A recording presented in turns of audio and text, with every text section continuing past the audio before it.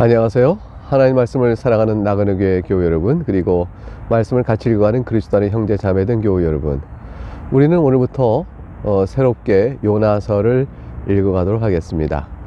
요나의 이야기는 유명하죠. 물고기 뱃속에 들어갔다가 사흘 만에 다시 무태 나와서 살아난 선지자 이야기입니다.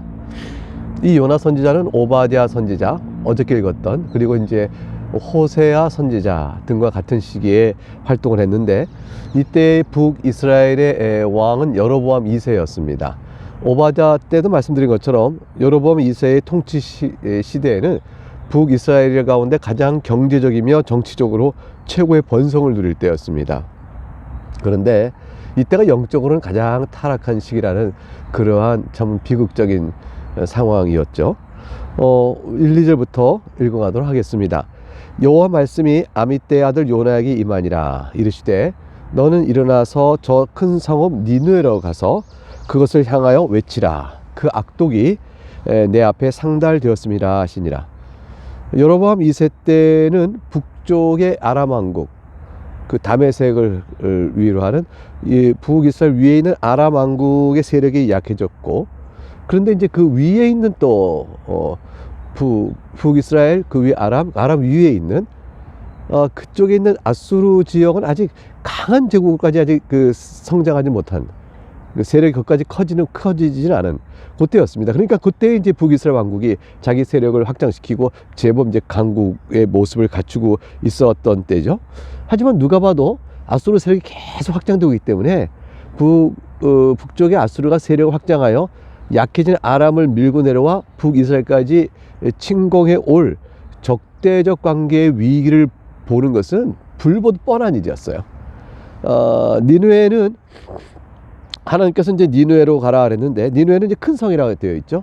인구가 당시 60만 가까이 됐을 것이라고 얘기합니다. 굉장히 고대 도시로는 뭐 엄청 큰 도시죠. 지금도 60만이면 제법 도시의 규모를 갖지 않습니까?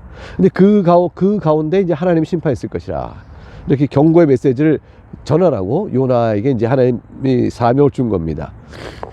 하나님께서는 왜 니느웨의 그 경고의 심판에서 경고의 메시지를 주셨냐면, 말씀하시죠. 그 위에 바로 2절에 그 악독이 내 앞에 상달되었습니다. 니느웨가 매우 악하여 하나님께서 벌을 내리실 만한 때가 되었다. 그러니까 하나님께서는 이스라엘 백성만 돌보시는 게 아니고 이방까지 다 포괄하는 보편 역사를 주관하시는 창조주시여 전 역사를 다스리는 섭리의 하나님이시죠. 자, 그렇다면 요나의 반응은 어떨까요? 이 말씀을 받고 요나가 니느웨로 가서 쫙 전할까요? 3절 보니까 요나가 여호와 얼굴을 피하려고 일어나 다시스로 도망하려 하여 욥바로 내려갔다. 아니, 세상에 하나님의 선지자인 요나가 하나님의 명령의 말씀을 불순종하려고 피하려고 한 겁니다. 마침 다시스로 가는 배를 만났어요. 옳다구나, 이게 일이 잘 풀리는구나, 내가 하나님이 주신 사명을 피하고 갈 것이다, 내가 저 다시스에 가 있으면 하나님 날 어쩌시겠나. 여호와 얼굴을 피하여 그들과 함께 다시스로 가려고 뱃삭을 주고 배에 올랐더라. 하나님 말씀에 불순종하러 결단하고 일어난 요나. 다시스는요, 스페인에 있는 항구였어요. 그러니까 생각해보세요. 북이스라엘 그 위쪽에 있는 아수르 지역에 니느웨로 가려고 했는데 배를 타고 지중해 건너 저 반대편에 있는 스페인으로 가겠다고 도망가니 하나님의 뜻에 정반대로 가는 것이죠. 근데 그곳에 가면 하나님 얼굴을 피할 수 있을까요? 선지자 요나가 하나님을 모를 리가 없죠. 그가 하나님 얼굴을 피하려고 한 것은 선지자의 부르심을 거절한 것인데, 하나님에 대한 불신앙은 아니에요. 요나는 하나님을 믿습니다. 하나님을 너무 잘 알기 때문에 하나님이 주신 사명을 행할 수 없다고까지 말한 것이죠. 그러니까 하나님의 명하시는 사역에 대한 거절이지, 하나님 자신의 불신앙은 아니죠. 근데 마침 배를 만나니 얼마나 좋아했겠어요. 이게 형통한 일이 아니다, 이건 정말 일이 잘 풀리는가 보다 생각했죠. 우리의 궁금증은 왜 요나가 선지자임에도 불구하고 하나님께서 명하신 일을 불순종하였을까? 그것입니다. 요나는 하나님을 너무 잘 알고 있다고 그랬죠. 하나님을 믿는 사람이거든요. 여로보암 2세와 같은 악한 왕도 하나님께서 정치적 경제로 번영을 지금 베풀고 있는 하나님을 본 겁니다. 하나님께서는 여로보암 2세 같은 왕에게도 언약의 하나님으로서 일정한 기간 동안 그들이 회개에 돌아올 때까지 보살펴 주시고 오래 참고 긍휼을 베푸시는 분인 줄 알았거든요. 자신이 니느웨에 가서 회개 선포를 하게 되면 저들이 그리하여 회개를 조금이라도 본다면 하나님은 그 악독이 심하였지만 심판을 보류하실 거라는 걸 아는 거예요. 그러니까 하나님께서 요나가 볼 때는 당장에 하늘에서 불을 내려 멸망해야 될 원수 같은 저 니느웨를 하나님께서 심판을 연기하거나 보류하실 거라는 사실을 알기 때문에 그거를 견딜 수가 없었던 거죠. 그래서 하나님 안 됩니다. 저들은 벌 받아야 합니다. 하나님 저들이 정말 메시지 전해서 조금이라도 많이 저들이 돌이키면 하나님 심판을 보류하실 거 아니에요. 하나님은 그런 분이시잖아요. 하나님은 그런 분이신데 제가 안 돼요. 저들은 심판을 받아야 한다고. 하나님 좀 못하겠어요. 이렇게 도망가는 거죠. 그래서 4절부터 6절 보니까 이렇게 상황이 전개됩니다. 여호와께서 큰 바람을 바다 위에 내리심에 바다 가운데 큰 폭풍이 일어나 배가 거의 깨지게 된지라. 배 타고 가는데 그 배가 온전히 가겠어요? 하나님 확 역사하십니다. 배가 거의 깨질 정도로 큰 폭풍이 일어났습니다. 사공들이 두려워하겠죠. 각각 자기의 신을 부르고 각각 여러 나라 사람들이 합쳐졌다니까 자기 믿는 신을 부르고 또 배를 가볍게 하려고. 이거는 신을 부르고선 종교적인 힘을 의지하는 것이요, 배를 가볍게 하는 것은 자연적인 노력들이죠. 인간의 노력이에요. 그 가운데 그 물건들을 바다에 던지니라. 그러나 요나는 어떻게 했어요? 바다 배 제일 밑에 층에 가서 누워 깊이 잠이 든지라. 요나는 점점 아래로 밑으로 하나님을 피해서 배에서도 가장 깊은 곳에 숨어버린 셈이죠. 6절에 선장이 요나를 생각했습니다. 가서 이르되 자는 자여 어찌함이냐, 일어나서 내 하나님께 구하라. 우리 모두가 죽을 바 되어서 각각 믿는 하나님 신께 구하는데 너는 어찌 자는가? 혹시 네가 믿는 하나님이 우리를 생각하사 망하지 아니하게 하실지도 모르지 않느냐. 지푸라기 잡는 심정으로 선장이 요나를 깨웠습니다. 자는 자여 했더니 영적으로 감각 없이 하나님의 눈길을 피할 자는 자와 똑같은 모습을, 육적으로 자는 자지만 마치 묘하게 이렇게 일치가 되고 있죠. 이런 판국에 잠을 자는 요나, 하나님의 징계의 섭리가 뚜렷이 드러남에도 불구하고 그걸 무시하고 잠을 자는 요나, 모두가 각기 자기가 믿는 신들에게 호소하고 있었을 때 이때 절망이구나 싶어서 마지막 순간에 요나를 발견하고 그에게 그가 믿는 신이라도 혹시 우리를 도울까 요나를 흔들어 깨운 겁니다. 자, 그러나서 그들이 아는 방법대로 이 일이 어떻게 된 것인지를 알아보려고 합니다. 그것은 제비뽑기였어요. 7절에 나오죠. 그들이 서로 이르되 자 우리가 제비를 뽑아 이 재앙이 누구로 말미암아 우리에게 임하여 알아보자 하고 제비를 뽑으니 제비가 요나에게 뽑힌 겁니다. 하나님께서는 저들의 방법이 온전하고 또 저들이 하나님을 믿는 사람은 아니지만 하나님은 요나를 향해 초점이 맞춰 있거든요. 그러니까 저들이 하는 방식대로라도 섭리하셔서 요나가 뽑게 하나님이 작용하셨어요. 그러니까 그 사람들이 자기가 뽑는 방식대로 이 재앙이, 이 위기가 요나에게 왔다라고 다들 눈길이 모아지고 하나님이 섭리하신 겁니다. 8절에 그러니까 우리가 이렇게 말하죠. 청하건대 이 재앙이 누구 때문에 우리에게 임하였는가 말하라. 너의 생업이 무엇이며 네가 어디서 왔으며 네 나라가 어디며 어느 민족에 속하였는가 하니, 이 질문은 다 요나 너는 누구인가 라는 정체성에 대한 확인입니다. 이것은 요나에게 내가 누구인가 하고 답을 하게끔 만들 수밖에 없었던 것이고, 요나는 내가 하나님을 믿는 사람이요 하나님의 말씀을 맡아 전해야 될 선지자라는 데까지 압박해오는 자기 정체성 확인이죠.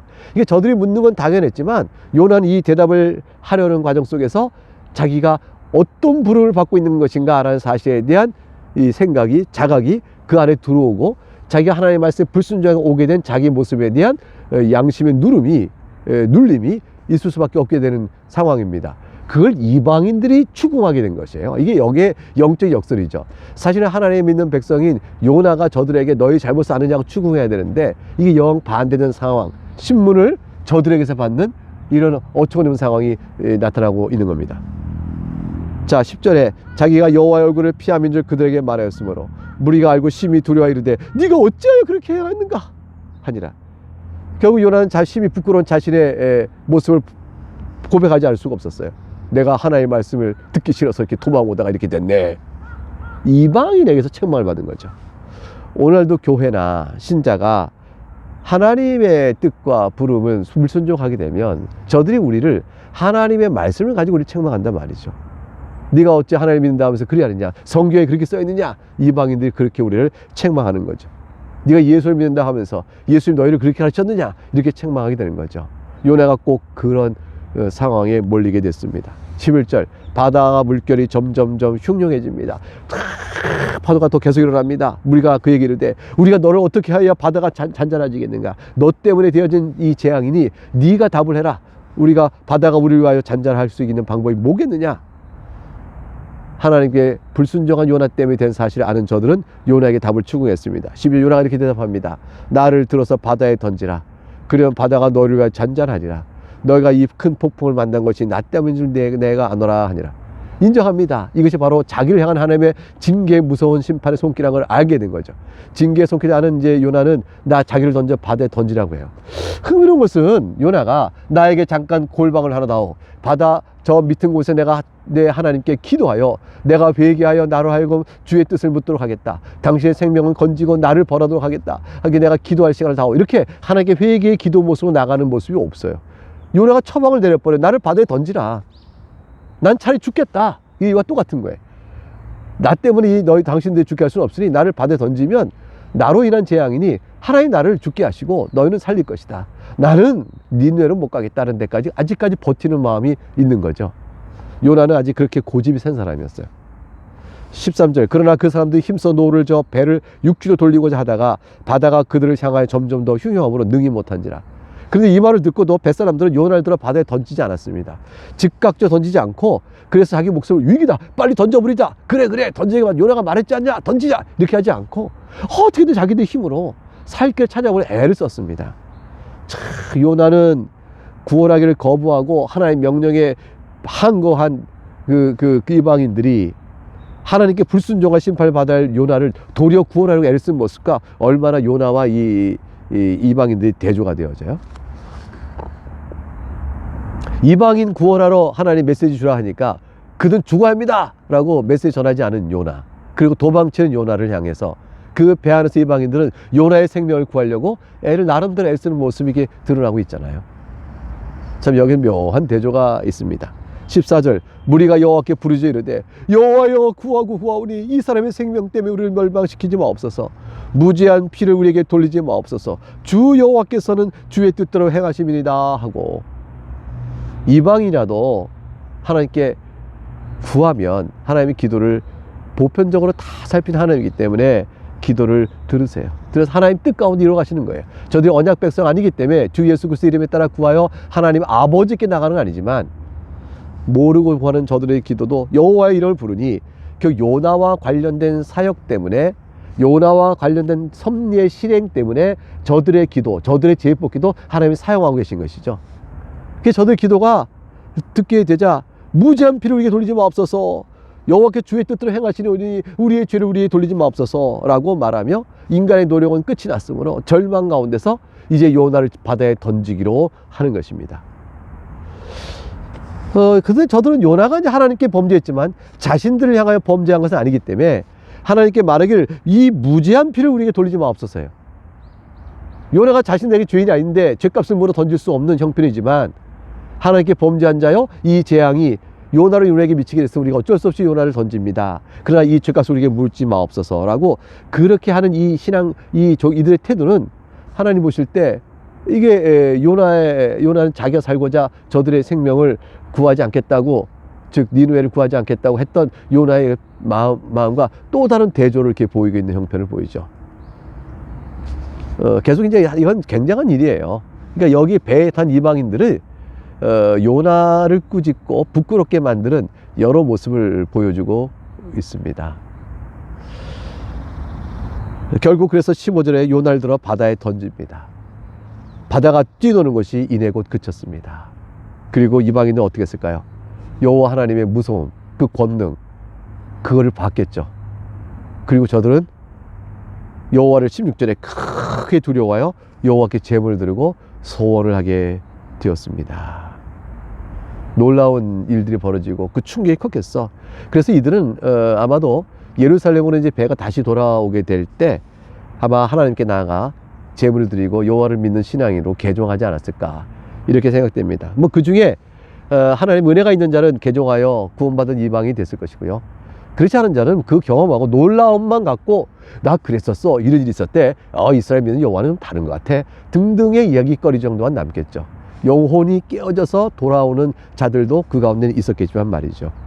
어쨌건 저들은 자신들이 믿는 모든 신들 가운데 가장 높은 신은, 가장 뛰어난 신은 이스라엘 여호와 하나님이라는 사실만큼은 누구나 다 인정하게 되는 사건을 겪게 됩니다. 17절, 여호와께서 이미 큰 물고기 예비하사, 요나는 어떻게 됐을까요? 하나님 그 요나가 원하는 대로 죽게 하셨을까요? 하나님은 큰 물고기 예비하사 요나를 확 삼키게 하셨습니다. 그래서 3일, 요나가 밤낮 3일을 물고기 뱃속에 있는 동안 요나는 물고기 액에 의해서 소화되지 않도록 보호하셨고, 또 큰 물고기라 그 뱃속에 있는 공기로 인해서 산소로 요나가 호흡하며 있을 수 있게 하셨고, 요나가 작은 산소로도 견딜 수 있도록 하나님 보호하시면서 하나님의 섭리의 뜻을 이루어 가십니다. 요나는 큰 배움을 얻는, 요나는 선지자지만 하나님의 말씀을 전하기 전에 자신이 먼저 하나님이 어떤 분이시며 자신이 자신과 관계 속 어떤 분인가를 요나 자신이 체험적으로 경험해야 될 그 하나님을 배워가는 과정입니다. 그리고 하나님은 그 경험을 통해서 요나에게 메시지를 전하시죠. 내일 이어서 2장을 살펴보도록 하겠습니다. 오늘 여기까지 하겠습니다. 감사합니다.